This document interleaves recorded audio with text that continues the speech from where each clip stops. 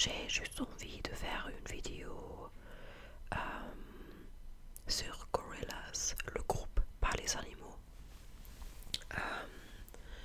Parce que j'avais envie de parler français, mais je crois que vous êtes fatigué, vous êtes ennuyante,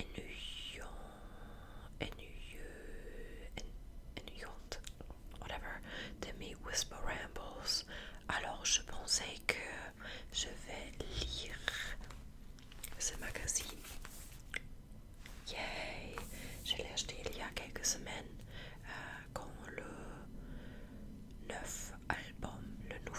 nouvel album de Gorillaz, désolé, est sorti et j'ai lu tous les interviews dans ce magazine et c'est très cool. Dites-moi vos chansons préférées de Gorillaz dans les commentaires, j'aimerais le savoir. Ma chanson préférée est The Lost Chord. J'ai les paroles tatouées sur ma jambe. Et j'ai 2 autres tatouages de Gorillaz. Et j'adore ce groupe. Je l'ai vu 11 fois en concert. Et à mon avis, c'est le meilleur live group du monde. Il n'y a pas un groupe qui fait de meilleurs concerts. Bref, let's go. Wait, thumbnail time. Je m'importe mes boucles d'oreilles Gorillaz. Yay.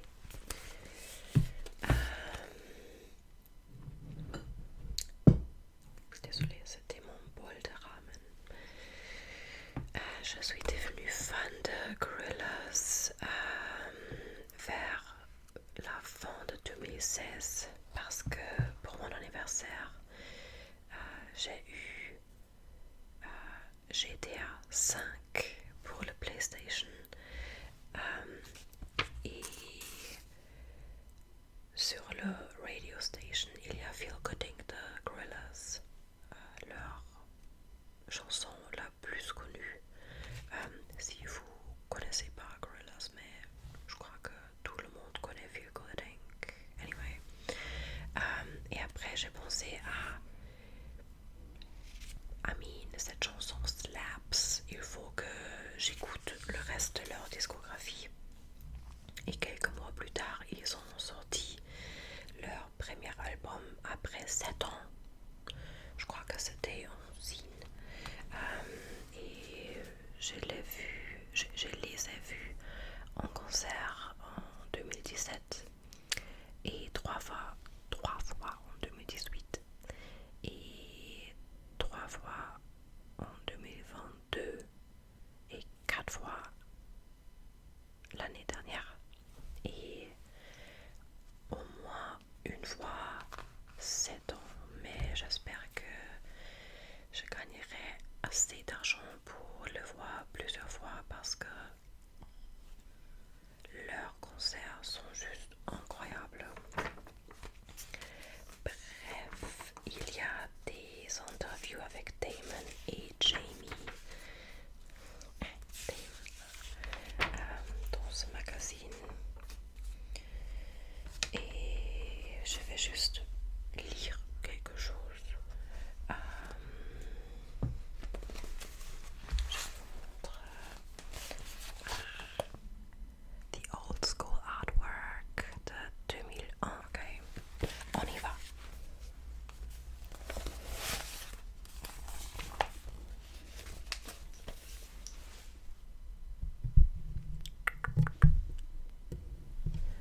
Avec The Mountain, le groupe en cartoon de Damon Albarn et Jamie Hewlett retrouve la superbe de grand album de Gorillaz, ample et traversé par des aventures aux confins de l'imaginaire, rencontre bien allumée avec les dernières Boy Scouts de la pop mondiale.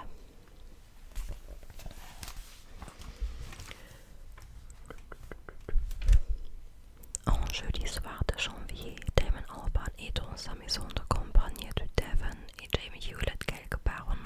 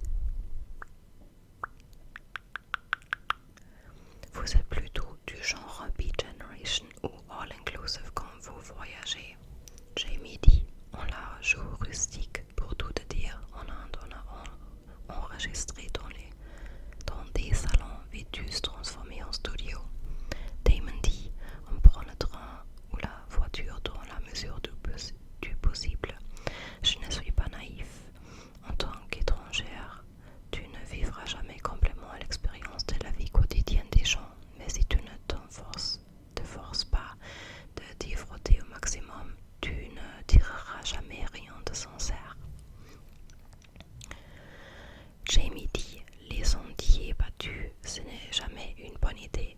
Comme le dit Damon, si tu n'es pas vraiment en contact, tu passes à côté du sujet. D'ailleurs, on a fait des sacrés trips en train et crois-moi, ça peut vite virer au traquenard. Damon dit, je me souviens, il y a 20 ans, on avait traversé le Chine en train, Jamie et moi. À l'époque, les wagons avaient des cuisines ouvertes et on te servait de l'alcool. Tout le monde mangeait ensemble, rien n'était cloisonné. Il n'y avait rien de clinquant ni de superflu. Je me demande si c'est toujours le cas aujourd'hui, j'en doute. Jamie dit de la vraie bouffe et du vrai alcool. Prochaine question. Ce voyage vous a-t-il reconnecté l'un à l'autre comme une sorte de thérapie de couple? Jamie Hugh l'a dit. Damon and Jamie in Paris. Mais on n'a jamais perdu notre connexion. On se connaît depuis si longtemps. On a vécu tellement d'aventures ensemble. Comme dans toutes les relations, il y a eu des hauts et des bas. Mais on a toujours continué à travailler ensemble parce qu'on aime ça et qu'on a toujours quelque chose à raconter. Avec nos familles respectives, on forme une grande famille. C'est vrai que des dernières années, cette connexion est devenue de plus en plus forte, sûrement à cause des choses de la vie dont je te parlais au début, qui sont loin d'être anecdotiques. Prochaine question. Comment avez-vous fait la connaissance d'Aja Bosley, légende de la culture populaire indienne de 92 ans, présent sur le disque? Damon dit, on écoute la musique du cinéma indien depuis des années maintenant. Quand on cite Bollywood, il n'y a plus grande figure que celle d'Aja Bosley. Dans le contexte de The Mountain, elle était déjà au sommet, en quelque sorte. La rencontrer, puis travailler avec elle, relevait du rêve inatteignable. Jamie dit, on l'a d'abord rencontrée dans son appartement à Mumbai, mais elle était un peu réticente à l'idée de participer au disque. Alors Damon est revenu la voir dans son second temps avec des instruments et une chanson dans les tuyaux pour la convaincre. Damon dit, on a beaucoup parlé et j'ai vite senti qu'elle serait plus à l'aise en enregistrant chez elle, dans son salon, de la manière la plus simple qui soit. On lui a mis en casque, on a planté un micro devant elle et moi je me suis assis par terre avec mon harmonium. Et puis elle a chanté. Je me souviens que James Ford, le coproducteur du disque, est resté éveillé toute la nuit qui a suivi pour intégrer l'enregistrement. Pourquoi est-ce que j'ai vraiment du mal avec ce mot? L'enregistrement dans une chanson sur laquelle on travaillait et qui possédait une signature rythmique assez similaire. Derrière, c'est juste un pub.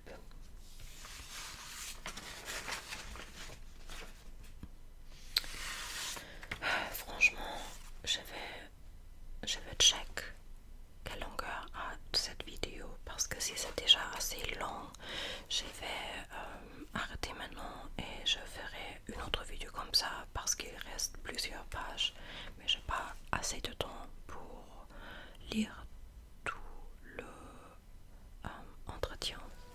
Une minute. D'accord, je crois que ça sera tout pour cette vidéo, mais dites-moi si vous aimeriez écouter le reste des interviews parce que c'est cool.